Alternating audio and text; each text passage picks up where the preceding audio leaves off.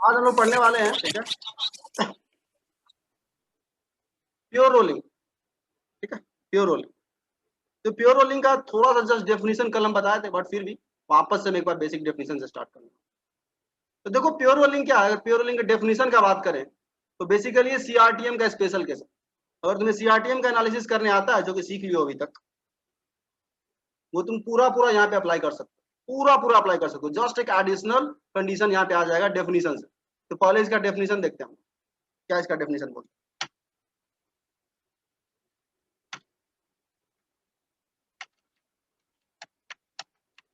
तो pure rolling का definition देखो क्या बोलता है।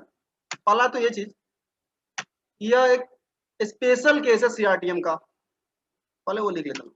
It is a special case of CRTM, CRTM का ही स्पेशल केस है, in which there is no relative motion between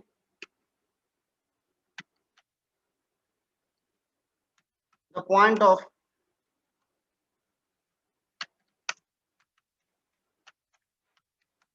contact।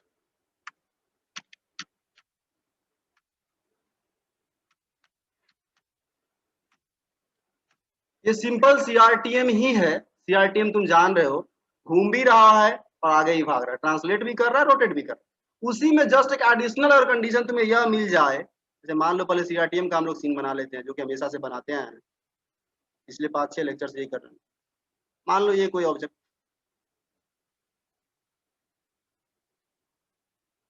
किसी ओमेगा से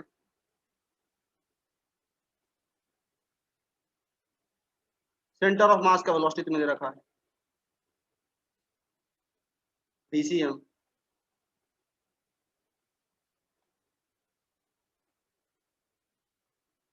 डीसीएम तुम्हें दे रखा है। अब सेंटर ऑफ मास का तुम्हें वेलोसिटी दे दिए, ओमेगा दे दिए, तो ऑब्वियसली तुम जान रहे हो इस फिजिकल बॉडी में मौजूद किसी भी पॉइंट का तुम वेलोसिटी बता सकते हो, किसी भी पॉइंट का। वही करते हैं हम लोग पिछले 5-6 लेक्चर में। तो यह डेफिनेशन क्या बोलता है, अगर यह सीआरटीएम करने के दौरान ऐसे सीआरटीएम करे सच दैट ये वाला जो पॉइंट जो जमीन के साथ कांटेक्ट में है, वहां पे रिलेटिव मोशन ना हो। रिलेटिव मोशन ना हो इसका मतलब क्या हुआ, क्या हुआ इसका मतलब, क्विकली तो बोलो। रिलेटिव मोशन ना हो इसका मतलब क्या हुआ, तो दोनों साथ में चले, मतलब दोनों साथ में चले, मतलब दोनों का वेलोसिटी, रिलेटिव जीरो हो जाए। हाँ मतलब वेलोसिटी इक्वल हो जाए। रिलेटिव जीरो हो जाए मतलब जी। वेलोसिटी इक्वल हो जाए। बीए माइनस हाँ। बीबी जीरो हो जाए मतलब बीए इक्वल टू बीबी हो जाए। तो ये वाला पॉइंट जो कांटेक्ट में है, वह पॉइंट जमीन पे भी लाई कर रहा है और डिस्क पे भी लाई कर रहा है। जस्ट वहीं का पॉइंट देखो, नीचे वाला जमीन पे और वही पॉइंट डिस्क पे भी है। तो मान लो जी। ए पॉइंट, यहीं का ए पॉइंट मान लीजिए जो जमीन पे है, और यहीं का ए डैश पॉइंट नाम देते हैं जो डिस्क पे, या बी ही नाम देते हैं। चलो दोनों एक ही जगह, पहली बार बोलते हैं एक ही पॉइंट है, जस्ट डिस्टिंग्विश करने के लिए कि वही पॉइंट जमीन वाला, वही पॉइंट डिस्क वाला। तो यह क्या बोलता है बाय डेफिनेशन, अगर इसको प्योर रोलिंग करना है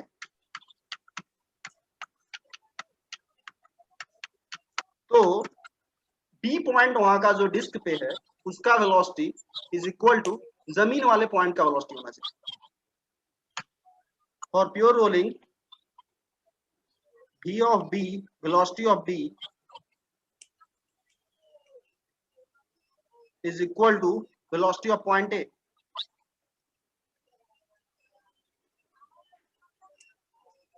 मतलब बीबी माइनस बी ए जीरो, मतलब रिलेटिव वेलोसिटी जीरो। रिलेटिव मतलब क्या होता है, डिफरेंस, दोनों के वेलोसिटी का डिफरेंस जीरो हो जाए। जी।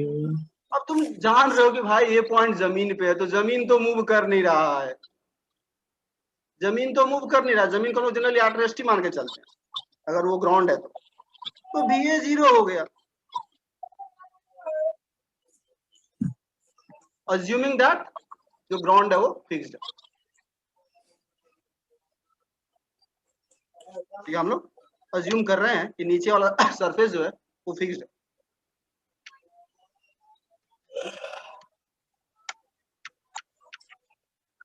ग्राउंड इज फिक्स्ड, जो ग्राउंड है तुम्हारा वो फिक्स्ड है।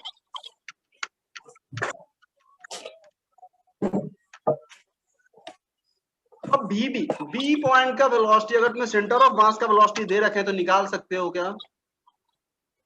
जी भैया। निकाल सकते हो, क्या हो यही। अगर इसका वेलोसिटी बीसीएम है तो इसका वेलोसिटी बीसीएम तो आगे दे ही दो।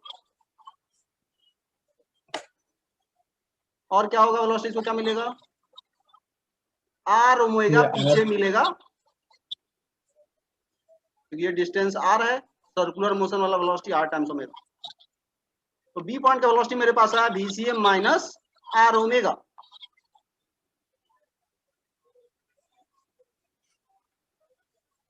इसको होना पड़ेगा 0, क्योंकि नीचे वाला जमीन रुका हुआ है। VCM minus are omega is equal to 0। तो हम लोग डेफिनेशन से just condition for pure rolling निकाल रहे हैं। यहां से मेरे पास आ गया VCM is equal to are omega. Centre of mass का जो वेलोसिटी होना चाहिए प्योर रोलिंग के लिए वह आर टाइम्स ओमेगा होना चाहिए। जी भैया। ये तुम्हारा हो गया कंडीशन फॉर प्योर रोलिंग, जब नीचे वाला सरफेस फिक्स्ड हो। ये कंडीशन है।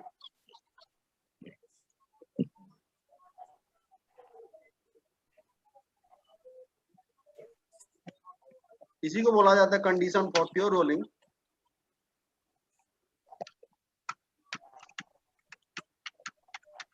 कंडीशन फॉर प्योर रोलिंग,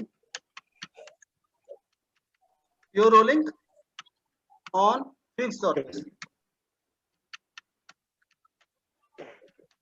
नीचे वाला जो जमीन है उसको हम लोग फिक्स मान के चल रहे हैं, ठीक है। तो तुम्हें यह कंडीशन याद है तो ठीक है, नहीं याद है तो हमेशा ये किया करो, उस पॉइंट का क्या करो वेलोसिटी निकालने आता है, वो वेलोसिटी इक्वल टू नीचे वाला जो चीज है उसके वेलोसिटी इक्वल टू कर दो, खत्म।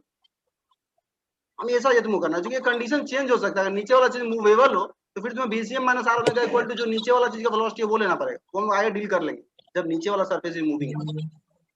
इसलिए हम ये कंडीशन याद करने को तुम्हें नहीं बोलेंगे, सजेस्ट नहीं करेंगे, बोलेंगे बेसिक जो डेफिनेशन है वो उससे जाओ, हमेशा सही। बट मोस्टली हम लोग फिक्स सरफेस ही लेके चल रहे होते हैं, क्वेश्चन अगर जनरली आएगा तो ग्राउंड पे ही देगा मोस्टली। तो mostly VCM equal to are omega तुम यूज कर रहे होगे। अब यहाँ ध्यान देना, VCM equal to are omega यह इक्वेशन जो है, जब ये डिस्क ओमेगा से घूम रहा है, बीसीएम से आगे भाग रहा है, क्या यह बीसीएम चेंज हो रहा होगा? बीसीएम चेंज हो रहा हो सकता है, चेंज हो सकता है। अगर नीचे जमीन पे फ्रिक्शन होगा तो बीसीएम चेंज हो सकता है, चेंज हो सकता है। ओमेगा भी चेंज हो जाएगा करस्पॉन्डिंगली, क्योंकि यहाँ से अगर देखो VCM equal to are omega से अगर बीसीएम चेंज हुआ, रेडियस तो कांस्टेंट ही ओमेगा को चेंज होना पड़ेगा। जी भैया। तो इस इक्वेशन में बीसीएम भी चेंज हो सकता है, ओमेगा भी चेंज हो सकता है, बट चेंज ये ऐसे होगा कि हर इंस्टेंट पे VCM equal to are omega satisfy हो रहा होगा अगर इसको प्योर रोलिंग करना है तो। जी प्योर रोलिंग करना है तो, ठीक है। तो चूंकि ये हर इंस्टेंट पे सही है यह इक्वेशन, इसका मतलब जनरल है, किसी भी टाइम पे होल्ड कर रहा है, इसको डिफरेंशिएट कर सकते हैं। जी डिफरेंशिएट अगर कर दो तो बीसीएम का डेरिवेटिव होगा acceleration of centre of mass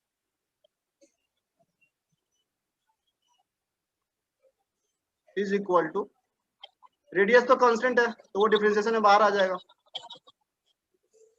omega का डिफरेंशिएशन क्या होगा? अल्फा। अल्फा। अल्फा। तो ACM equal to are alpha भी तुम बोल सकते हो।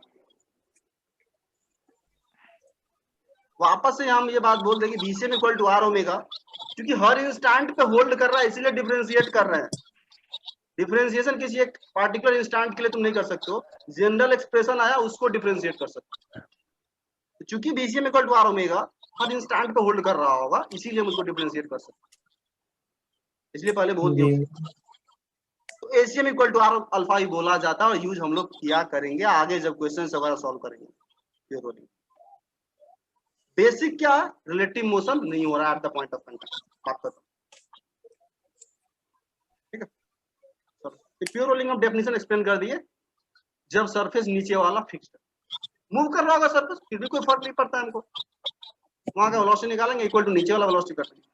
तो डेफिनेशन जान रहे हो तो फर्क ही नहीं पड़ता फिक्स्ड सरफेस हो या मूविंग सरफेस हो, बट फिर भी हम लोग स्टार्ट किए हैं तो अलग अलग डिस्कशन करेंगे ताकि तुम लोग को अच्छे से समझ।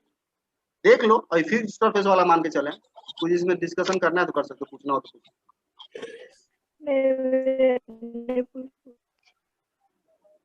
चलो ठीक है, फिर कोई डाउट नहीं है तो हम लोग आगे बढ़ते हैं। नोट कर लो क्विकली, जी ठीक है, और कुछ डाउट है तो पूछ सकते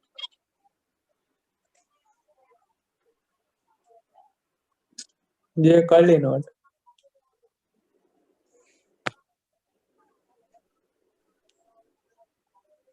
तो यहाँ पे भी वापस से बोल रहे हैं, वो जो सीखे ना हम लोग स्टार्टिंग है 2-3 लेक्चर, सीआरटीएम का वेलोसिटी कैसे निकाले, एक्सीलरेशन कैसे निकाले किसी पॉइंट का, वो बहुत ज्यादा इंपॉर्टेंट हो जाता है। वो जब तुमको अच्छे से दिखने लगा फिर पूरा रोलिंग तुमको अच्छे से समझ में आने वाला है। कुछ नया नहीं करेंगे, जस्ट उसी को यूज करेंगे, नया नया रिजल्ट आते जाए। तो वो अगर तुमको समझ में आया हुआ दिया तुमको नया नहीं लगेगा, तुमको लगेगा वही चीज तो कर रहे हैं। इसलिए वहां पे टाइम भी लिए थे हम ज्यादा। बट एग्जाम में जनरली तुमसे रोलिंग बोल बोल के क्वेश्चन पूछेगा, वो डायरेक्टली उस तरह का क्वेश्चन नहीं आएगा जो हम करवाए थे प्रैक्टिस, बट उसका यूज होगा अंदर में। इसीलिए हम उसको स्टार्टिंग में 2-3 लेक्चर डिस्कस किए थे, वेलोसिटी और एक्सीलरेशन वाले पार्ट। चलो नोट कर लिए क्या? जी भैया। ओके चलो फिर।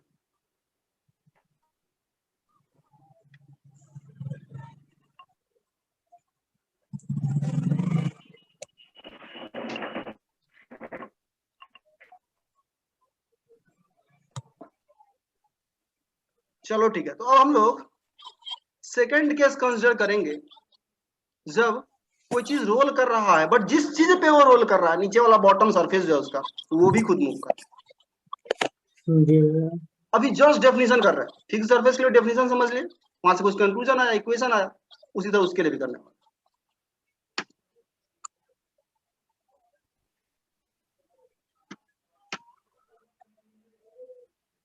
इसको लिख सकते हो प्योर रोलिंग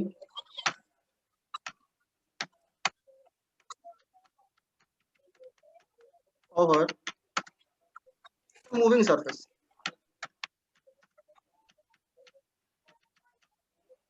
कोई चीज प्योर रोलिंग कर रहा बट एक मूविंग सरफेस पे कर रहा है, कुछ नहीं उसमें होगा। मान लो कोई ये डिस्क,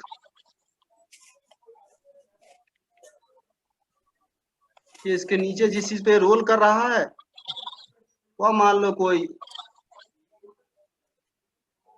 वुडन, मान लो नीचे में कोई लकड़ी का कोई ब्लॉक जैसा रखा हुआ है बड़ा सा, ठीक है, प्लाईवुड जो होता है उसको बोल सकते हो, और ऊपर पे क्या किया डिस्क को रख दी। सेंटर ऑफ मास का वेलोसिटी बीसीएम।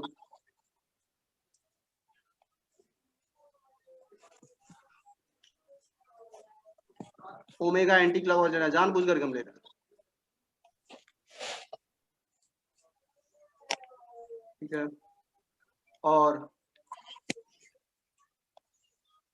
ये पॉइंट जो है इधर की तरफ 10 मीटर पर सेकंड से जा रहा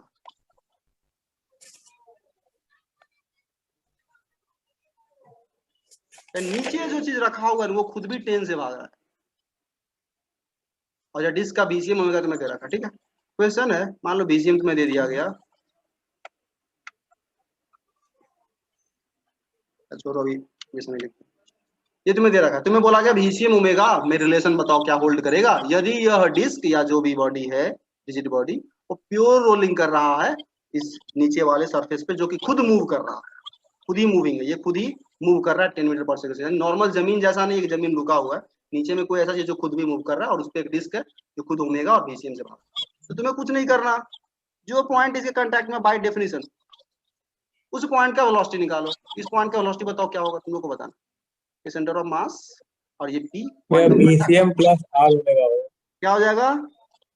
बीसीएम प्लस आर ओमेगा। बस इसलिए बोल रहे हैं बीसीएम प्लस आर ओमेगा हो गया, तो VCM plus r omega equal to 10 हो गया, तो हम वो क्यों जा रहे हैं बीसीएम माइनस आर ओमेगा में से।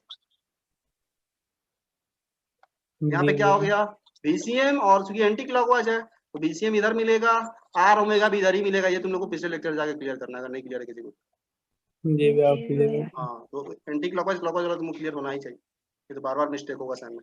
बीसीएम हो गया, आर ओमेगा भी दाहिने तरफ ही आया, तो VCM plus r omega is equal to क्या होगा, नीचे वाले पॉइंट का वेलोसिटी जिस पे वो मूव कर रहा है, जी तो नीचे वाला खुद 10 से भाग रहा है, इक्वल टू 10 कर दो।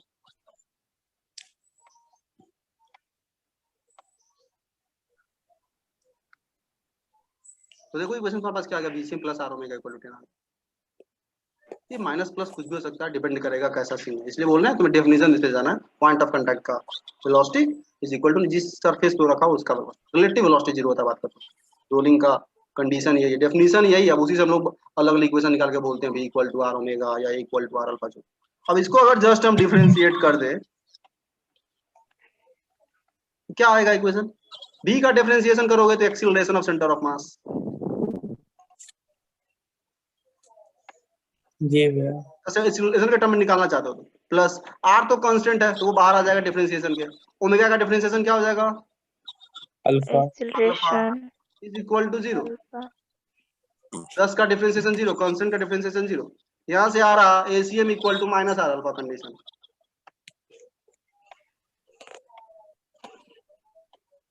पिछली बार ACM equal to are alpha आया था, ACM is equal to minus R alpha.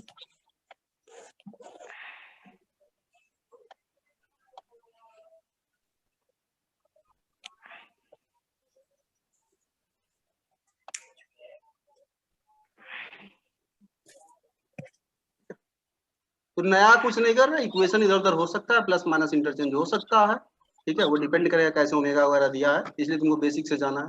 Point of contact velocity निकालो, दोनों को इक्वल कर दो, खत्म। हमेशा हम लोग ये यूज करें।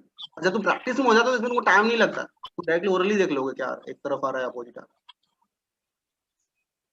तो स्टार्टिंग मोशन तुम लोग लगेगी थोड़ा लेंदी है, मतलब डायरेक्ट याद करने में फायदा है, और प्रैक्टिस जाएगा तो तुमको ये मिस्टेक नहीं होगा प्लस माइनस, इसलिए बेसिक से बोलना जाना। चलो ठीक है, तो अभी तक हम लोग डेफिनेशन जस्ट देखे कि नीचे वाला सरफेस फिक्स्ड है, मूविंग है, तो क्या कंडीशन आने वाला है अपने पास प्योर रोलिंग के। यानी होगा क्या इस केस में, डिस्क आगे भाग रहा होगा, नीचे वाला जो सरफेस है वो भी 10% से भाग रहा होगा, और हर इंस्टेंट पर डिस्क का जो ये वाला पॉइंट है ना उसका वेलोसिटी भी 10 ही होगा। जी भैया। जब VCM और ओमेगा अपने आप को इस तरीके से हर इंस्टेंट पे एडजस्ट कर रहा होगा, क्योंकि रेडियस तो एडजस्ट होगा नहीं, वो तो फिक्स है जो भी रेडियस है डिस्क का, रिजिड मान रहे हो तो रेडियस चेंज नहीं होगा। तो V और ओमेगा हर इंस्टेंट अपने आप को ऐसे एडजस्ट करेगा ताकि हमेशा VCM equal to plus r omega करे तो 10 ही है। V भी चेंज होगा, ओमेगा भी चेंज होगा, बट चेंज होने के बाद वो ऐसे एडजस्ट करेगा कि इक्वेशन हमेशा होल्ड करेगा VCM plus r omega equal to 10। तो इन दोनों पॉइंट के बीच रिलेटिव मोशन किसी भी इंस्टेंट पे नहीं हो रहा होगा अगर प्योर रोलिंग तुम्हें गिवन है, प्योर रोलिंग तुम्हें गिवन है, ठीक है।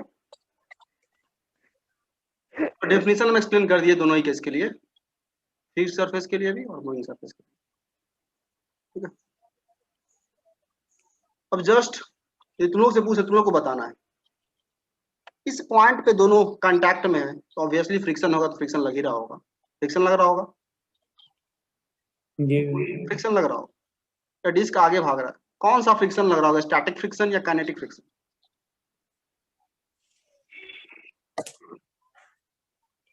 स्टैटिक। स्टैटिक। बाकी मनीषा तुमको क्या लगता है स्टैटिक या काइनेटिक, क्योंकि डिस्क आगे भाग रहा है? वह काइनेटिक होगा कहीं। काइनेटिक होगा, ठीक है चलो। इधर बाकी तीसरा कौन है, इधर समर्थ या जो भी हो, उसको क्या लगता है?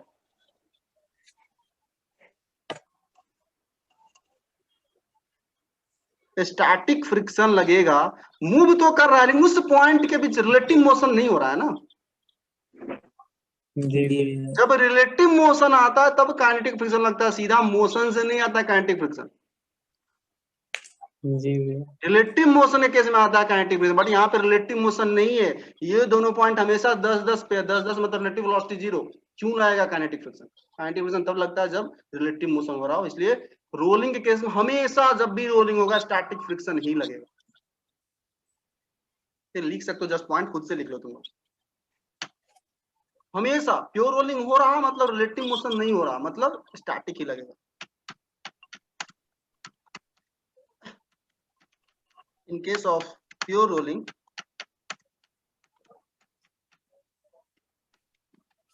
कौन सा फ्रिक्शन लगेगा? Static friction. Static between surfaces in contact। Reason क्या होगा स्टैटिक, क्यों? Because there is no relative motion relative motion, motion और रिलेटिव मोशन में डिफरेंस है। ये मेरा दोनों हाथ है, दोनों हाथ अगर साथ मूव कर रहा है तो भाई ग्राउंड से कोई देखेगा तो उसको दिखेगा मेरा हाथ मूव कर रहा है, बट मेरे इन दोनों हाथ के बीच स्टैटिक फ्रिक्शन ही लग रहा होगा जब तक दोनों हाथ साथ चल रहा है। जब जी भैया। एक हाथ कम स्पीड से जा रहा, दूसरा ज्यादा जा रहा, फिसल रहा तो अब लगेगा कनेक्ट। तो रीजन तुम लोग खुद से लिख लेना है, क्योंकि no slipping, rolling without slipping बोला जाता है, नो स्लिपिंग, या फिर इसको तुम नो रिलेटिव मोशन बोल लो, जो भी बोलो।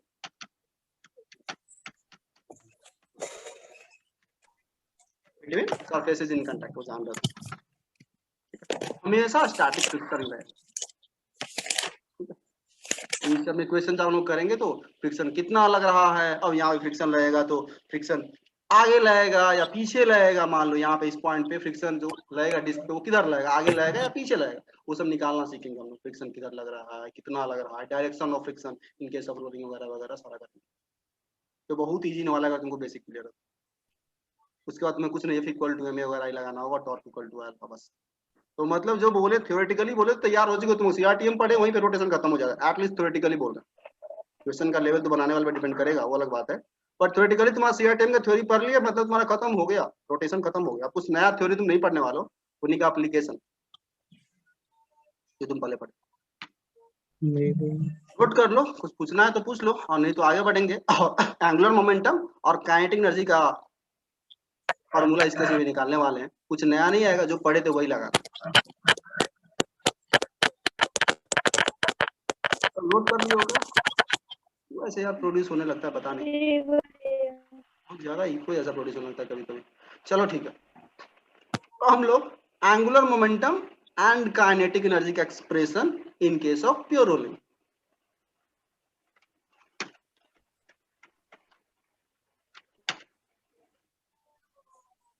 एक्सप्रेशन और angular momentum and kinetic energy, दो चीज पढ़े हम लोग पहले भी, यहाँ पे भी निकालना। इन केस ऑफ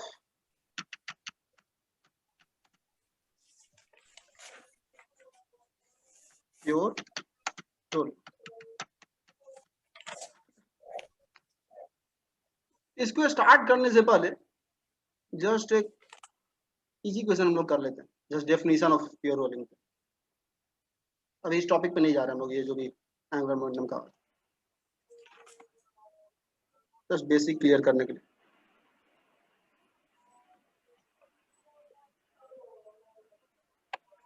मान लो डिस्क है, नीचे की चीज पे रखा हुआ है, और नीचे वाला चीज जो है वो 8 मीटर पर सेकंड से आगे जा रहा है।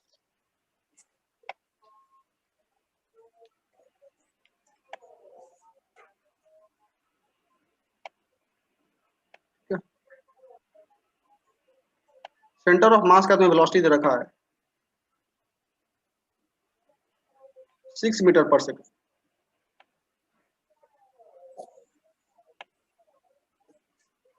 Radius of the disc 1 metre.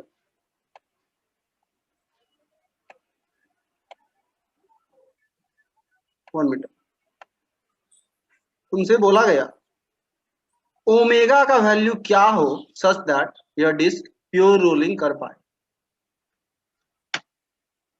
Question है for what value of omega, for which value of omega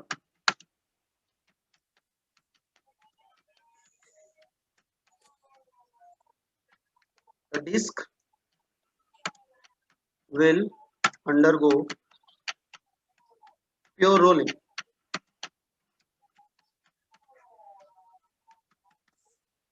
try करो तुम लोग, ओमेगा गायब कर दिया बट प्योर रोलिंग तुम्हें दे दिया, प्योर रोलिंग कर रहा है। मैं 2 मीटर पर 2 रेडियन पर सेकंड। क्लॉकवाइज या एंटी क्लॉकवाइज?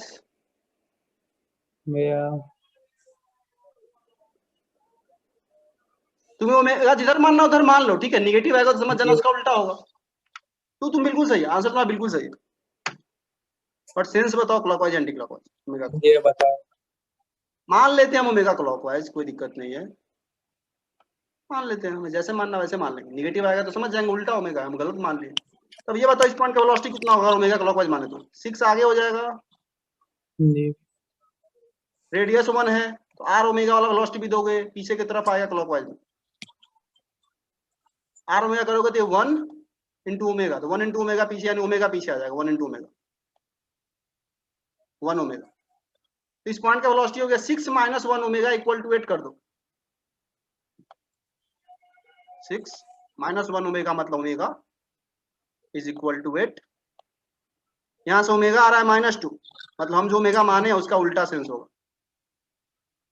Anti clockwise. बिल्कुल, यानी इस डिस्क को अगर प्योर रोलिंग करना है तो 2 रेडियन पर सेकंड का एंगुलर वेलोसिटी तुम्हें देना पड़ेगा इन एंटी क्लॉकवाइज सेंस। तो इस तरह का भी बेसिक क्वेश्चन बन सकता है। जस्ट तुम्हारा किस चीज पे, डेफिनेशन ऑफ प्योर रोलिंग में लगाने आता है कि नहीं, किसी एक पॉइंट का वेलोसिटी दिया दूसरे पॉइंट का वेलोसिटी निकालने आता है कि नहीं अच्छे से। अब इसी क्वेश्चन में हम सेंटर ऑफ मास का वेलोसिटी नहीं देंगे, किसी और पॉइंट का वेलोसिटी दे देंगे। तुम वहां से निकालो इस पॉइंट का वेलोसिटी मेहनत करके खुद से। समझ रहे हो क्या? जी भैया। तुम्हें इस पॉइंट का वेलोसिटी दे देंगे, किसी 60 डिग्री पे चले जाएंगे, उस पॉइंट का वेलोसिटी दे देंगे। अब बोलेंगे बताओ ओमेगा कैसे निकालोगे, तो भाई वहां से तुम पहले इस पॉइंट का वेलोसिटी निकालो। किसी भी एक पॉइंट का तुम वेलोसिटी दे सकते हैं, ये मत सोचना कि हमेशा हमें बीसीएम ही दिया जाएगा, कोई और पॉइंट का दे देगा वो। तो वहां से तुम्हें बस जस्ट क्या करना, किसी पॉइंट का, पॉइंट ऑफ कांटेक्ट का वेलोसिटी तुम्हें किसी भी तरीके से निकाल लेना है, इज इक्वल टू नीचे वाला जो भी सरफेस है उसके इक्वल टू कर देना। अगर नीचे में जमीन है इक्वल टू 0 कर दोगे, 8 नहीं करोगे, जमीन रहेगा, जमीन फिक्स्ड है, 0 ले लो। अब भी दे करके तुम ओमेगा पूछ लिया, ओमेगा दे करके तुमसे पूछ लेगा भी का वैल्यू, बताओ सेंटर ऑफ मास से कितना वेलोसिटी होता है प्योर रोलिंग में, उसी इक्वेशन। चलो ठीक है, इस इक्वेशन भी हम लोग कर लिए। अब जो अपना टॉपिक था उस पर हम लोग डिस्कशन कर लेते हैं थोड़ा सा। भैया क्वेश्चन कोई कुछ पूछना है क्या, पूछ लो। जो कल नहीं पूछे थे क्वेश्चन फ्लिपिंग वाला, जो आप बोले थे। ओके, तो तुम उसको शेयर कर दो, मतलब जैसे बोलोगे तो ऐसा होगा, हमको तो व्हाट्सएप पे फॉरवर्ड कर दो, तुम देख भैया के। एक लाइन क्वेश्चन है। एक लाइन का है क्या? जी हमारे 2 लाइन का है, वो छोटा है। ओके, पूछ लो क्विकली बोलो, तो हम लोग लिंक पढ़ लिए था। भैया, a uniform sphere of mass 500 gram rolls without slipping on a plane horizontal surface with its center moving at a speed of 5 centimeter per second. ठीक है, इस काइनेटिक एनर्जी क्या होगा? इजी क्वेश्चन, तुम ट्राई कर सकते हो, तो फुली ट्राई कर सकते ये हो। देखो बताए देते हैं, देखो अभी जो लोग पढ़े हैं एग्जैक्टली उसी चीज का क्वेश्चन। देख लो, अब उस टॉपिक को कल ही करेंगे हम लोग, एंगुलर मोमेंटम कैसे निकालेंगे, काइनेटिक एनर्जी कैसे निकालेंगे, कल करेंगे। चलो, क्या दिया सेंटर का वेलोसिटी? 5 सेंटीमीटर पर सेकंड। 5 सेंटीमीटर पर सेकंड। तुम यहाँ से ओमेगा निकाल सकते हो, क्योंकि जमीन पे कर रहा है, जमीन पे कर रहा है तो वेलोसिटी कितना होगा इस पॉइंट का? 0, क्योंकि जमीन रुका हुआ है। क्वेश्चन ने बोला हॉरिजॉन्टल सरफेस, मतलब फिक्स सरफेस ही मान के चलोगे, कुछ बोला नहीं नीचे वाला सरफेस। इस पॉइंट का मान लो ओमेगा, मान लो कुछ रेडियस दिया होगा तुम्हें। नहीं रेडियस नहीं दिया है रेडियस नहीं पूछा, क्या है तुमसे? Kinetic energy. ओके चलो, कोई नहीं, कट जा रहा होगा कहीं। मान लो ये ओमेगा इधर और रेडियस आर हम रहने दिए, इस पॉइंट का वेलोसिटी कितना हो जाएगा? 5 माइनस आर ओमेगा जी भैया। इज इक्वल टू कितना होगा? 0। 0। यहाँ से आर ओमेगा का वैल्यू आ गया। तुमसे बोला गया काइनेटिक एनर्जी बताओ, काइनेटिक एनर्जी का फॉर्मूला लगा दो जो तुम पढ़े हो पहले ही, सीआरटीए वाला फॉर्मूला काम करेगा पूरा यहाँ पे प्योर रोलिंग में। काइनेटिक जी energy ICM, half ICM omega square, half ICM MR square by 2। Sphere है भैया, सॉलिड स्फीयर। तो 2y 5 एमआर स्क्वायर होता है, ठीक है। सॉलिड का होता है 2y 5 MR square, 2y 5 into क्या होगा बोलो? Omega square. Omega square. ये तुम लोग खुद से करना चाहिए, ये तुमसे हो जाएगा तो पता है। तुम जी खुद देखो ना, आर स्क्वायर ओमेगा स्क्वायर का वैल्यू नहीं आ जाएगा यहाँ से, क्या 5 का स्क्वायर 25। जी भैया। यूज करो जस्ट उसको, कुछ करना नहीं, जो जो बोला करते जाओ। Plus half M VCM square, M mass VCM square, VCM equal to कितना होगा? आर ओमेगा, प्योर रोलिंग कर रहा है, ये भी हो जाएगा r square omega square, VCM हो गया आर ओमेगा, ये प्योर रोलिंग कर रहा है। लो अब तुम वैल्यूज वगैरह पुट करो, मास दिया होगा क्वेश्चन में पक्का। जी मास दिया है। पुट कर दो आर ओमेगा, देखो सेट ही हो गया, आर 25 हो जाएगा यहाँ पे भी और यहाँ पे भी हो जाएगा 25, 25 हाँ m/2 प्लस 25 m/5, 5m जी प्लस हाँ। कर लो और m का वैल्यू पुट कर दो। हाँ जी है। तो यही चीज हम लोग करने वाले हैं काइनेटिक एनर्जी में, और क्या बोलते हैं एंगुलर मोमेंटम। तो कुछ नहीं करना, वही फॉर्मूला लगाना है, जस्ट VCM के जगह पे क्या यूज करना है उस फॉर्मूले में, आर ओमेगा, खत्म। तभी तुम लोग खुद ही होमवर्क रहेगा कि काइनेटिक एनर्जी और एंगुलर मोमेंटम वाला पोर्शन खुद से करके आने के लिए। जो CRTM का जान रहे हो वही एक्सप्रेशन रहेगा, जस्ट जहाँ पे VCM आ रहा है वहाँ पे आर ओमेगा यूज कर लो। सेकंड टर्म जी ये तुम लोग खुद से करना, तुम लोग को छोड़ रहे हैं, कल अगर नहीं कर पाओगे खुद से, कुछ डाउट आएगा डिस्कस कर लेना, क्विकली इसको खत्म कर देंगे। फिर हम लोग सीधा चले जाएंगे डायनामिक्स वाले प्रॉब्लम से, जब फोर्स वगैरह लगाएगा फिर पूछेगा बताओ फ्रिक्शन कितना है वगैरह वगैरह सब, ये सब कोई दिक्कत नहीं। ठीक है, जी चलो ठीक है, फिर तो आज के लिए हम इतना ही रखेंगे, इसको कर देते हैं क्लोज हम।